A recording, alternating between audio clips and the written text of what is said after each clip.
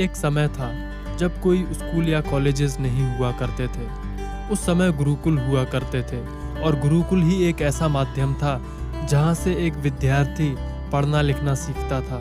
गुरुकुल में होने वाली परीक्षाओं में और आज की परीक्षाओं में जमीन आसमान का अंतर है। आजकल की परीक्षाओं में रट्टा मारकर पास हुआ जाता है, या यूं कहें हमारी पढ़ाई ही रट्टा मारने वाली है, क्योंकि हमें बचपन से ही रटना सिखाया जाता है। लेकिन दोस्तों, उस समय की पढ़ाई में ऐसा नहीं था। गुरुकुल में हमें पढ़ना लिखना तो सिखाया ही जाता था, साथ में हमें अच्छा व्यवहार करना, पर्सनालिटी को डेवलप करना और अलग अलग परिस्थितियों में खुद को कैसे संभालना होता है, ये भी सिखाया जाता था। गुरुकुल में जो ऋषि मुनि या गुरु होते थे, वहाँ पर हर गुरु अपने अपने तरीके से परीक्षा लेता था। ऐसे ही एक गुरुकुल का किस्सा मैं आपको सुनाने जा रहा हूँ। काफी समय पहले एक गुरुकुल में कई सारे राजा महाराजाओं के बच्चे और साधारण परिवार के लड़के भी पढ़ा करते थे। गुरुकुल में आज का दिन खास था, क्योंकि आज कई सारे विद्यार्थी अपनी शिक्षा पूरी करके घर वापस जा रहे थे। घर जाने से पहले गुरु ने सारे शिष्यों को अपने पास बुलाया। सारे विद्यार्थियों के सामने आने पर गुरु ने कहा, प्यारे बच्चों, आज इस गुरुकुल में आपका अंतिम दिन है। मैं चाहता हूँ कि यहाँ से जाने से पहले आप सभी एक दौड़ में हिस्सा लें। ये एक तरह की बाधा दौड़ होगी, जिसमें बीच बीच में आपको कुछ कठिनाइयों का सामना भी करना पड़ सकता है। जैसे आपको कहीं पर कूदना होगा तो कहीं आपको पानी में से गुजरना होगा, और इसके आखिरी हिस्से में आपको एक अंधेरी सुरंग से भी गुजरना पड़ेगा। तो क्या आप सब इसके लिए तैयार हैं? सारे विद्यार्थी एक साथ बोले, जी गुरुजी, हम तैयार हैं। दौड़ शुरू होती है। सभी तेजी से भागने लगे।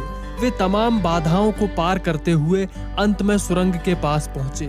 वहां बहुत अंधेरा था और उसमें जगह जगह नुकीले पत्थर भी पड़े थे, जिनके चुभने पर बहुत ज्यादा दर्द होता था। खैर, जैसे तैसे सभी ने दौड़ पूरी की और फिर से गुरुजी के सामने पहुंचे। बच्चों, मैं देख रहा हूँ कि कुछ लोगों ने दौड़ बहुत जल्दी पूरी कर ली और कुछ ने बहुत ज्यादा समय लिया। भला ऐसा क्यों? गुरुजी ने विद्यार्थियों से प्रश्न किया। ये बात सुनकर एक विद्यार्थी बोला, गुरुजी, हम सभी लगभग साथ साथ ही दौड़ रहे थे, पर सुरंग में पहुंचते ही हालात बदल गए। कोई दूसरे को धक्का देकर आगे निकलने में लगा हुआ था, तो कोई संभल कर आगे बढ़ रहा था, और कुछ तो ऐसे भी थे जो पैरों में चुभ रहे पत्थरों को उठाकर अपनी जेब में रख ले रहे थे, ताकि बाद में आने वाले लोगों को दर्द न सहना पड़े।